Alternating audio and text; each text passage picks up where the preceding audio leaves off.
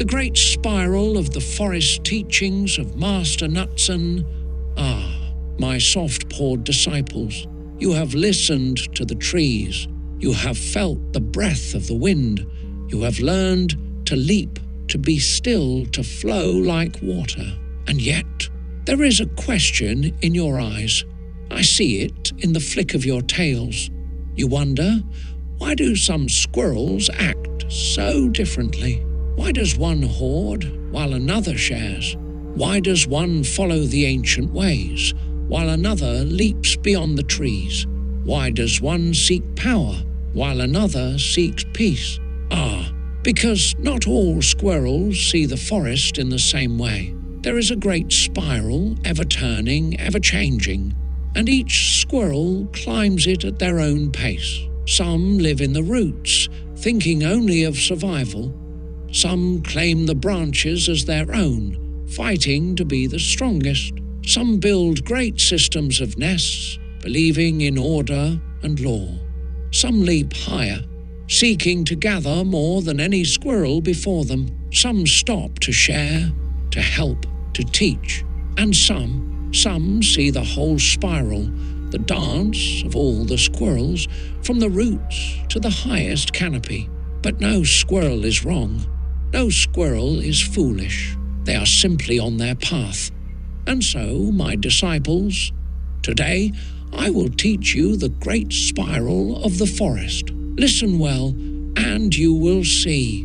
The great spiral of the forest. Ah, my disciples, you have leaped from branch to branch. You have buried your acorns. You have listened to the trees. And yet, you ask me, Master Nutzen, why do some squirrels act so differently than others? Some hoard, some share, some fear, some fight, some leap boldly, some never leave the nest. Why? Ah, because all squirrels do not see the forest in the same way. There is a great spiral, always turning, always unfolding, and every squirrel climbs it at their own pace. Let me explain. The first squirrel, survival in the roots, beige. At the bottom of the spiral, deep in the roots, there is a squirrel who knows only one thing: survive, find food, avoid predators, flee first, think later. This squirrel does not ponder the meaning of acorns. It does not meditate beneath the great oak. It simply is alive, aware, instinctive. Without this stage, there would be no squirrels at all. But to remain here forever is to be no wiser than the wind-blown leaf. The warrior squirrel. Who owns the tree? Purple and red. Some squirrels do not just survive, they claim. This is my branch. This is my acorn. They chatter loudly, warning others. They defend their territory. They challenge the hawk, the fox, even their own kind. They are warriors, fearless and strong. Some band together in small tribes, chattering secret warnings to their kin. This is purple, the magic of the group. Others rise above their kin, tails held high, demanding, "Follow me." This is red, the will of the leader. Ah, this stage is powerful, but power alone does not fill the cheeks forever. There must be more.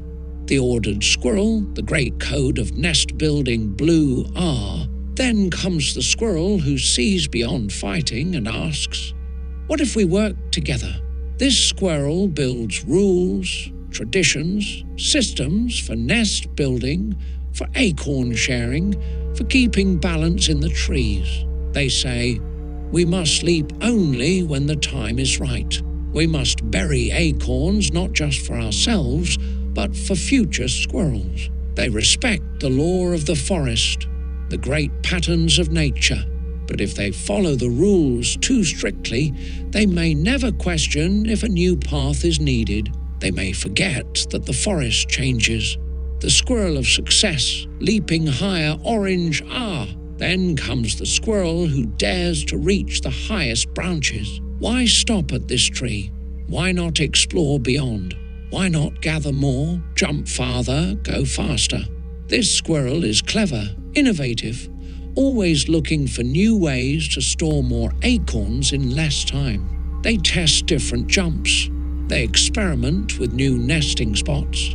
They think, perhaps I can outsmart the hawk instead of fearing it. They leap boldly, but sometimes, in seeking too much, they forget to stop and breathe.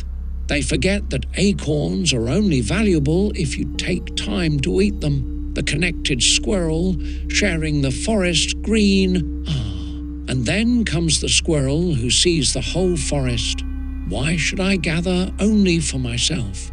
Why should I leap alone? This squirrel looks not just at one tree, but at the entire grove. They help other squirrels, even those from different nests. They share acorns freely, trusting that there will always be enough. They know that the forest thrives when all its creatures thrive.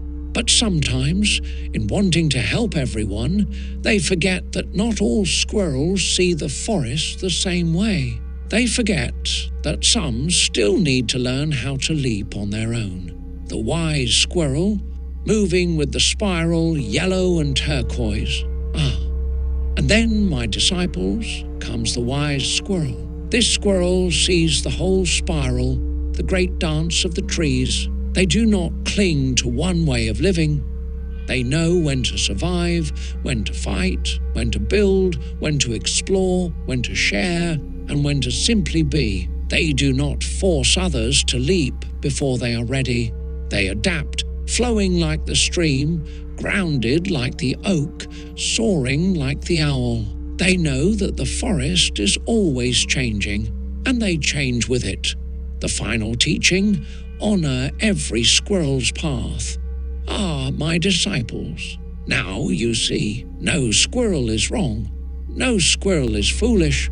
They are simply on their path. Some cling to their acorns because they have never known abundance. Some hoard power because they still fear the hawk. Some leap recklessly, never looking back. Some never leap at all.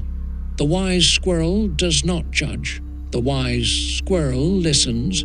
The wise squirrel guides. And when the time is right, the wise squirrel leaps forward, but never looks down on those still climbing. Now go, my disciples.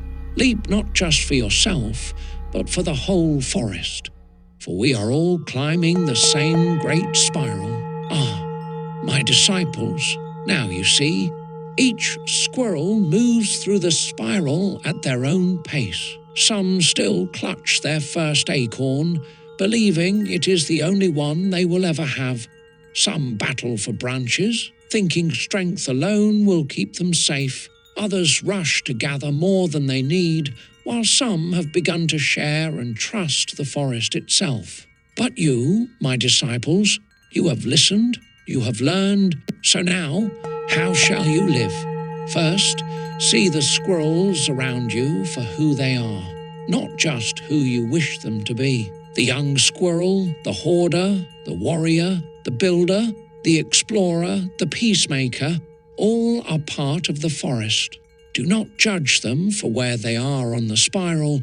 Instead, understand them. Guide them if they are willing. Leap beside them if they are ready. Second, know where you stand on the great spiral. Are you clinging to an old way that no longer serves you? Are you afraid to leap? Or are you leaping too fast, forgetting to rest? Take a breath. Listen to the trees. They will tell you when to move forward, when to be still, when to trust the wind. Finally, remember that the spiral does not end. There is no final branch, no highest leap. The wise squirrel does not think, now I am enlightened, now I am done. No, no. The wise squirrel keeps climbing, keeps learning, keeps flowing with the rhythm of the forest. So go now, my disciples, leap wisely, listen deeply, and never forget, the forest is always changing, and so are you.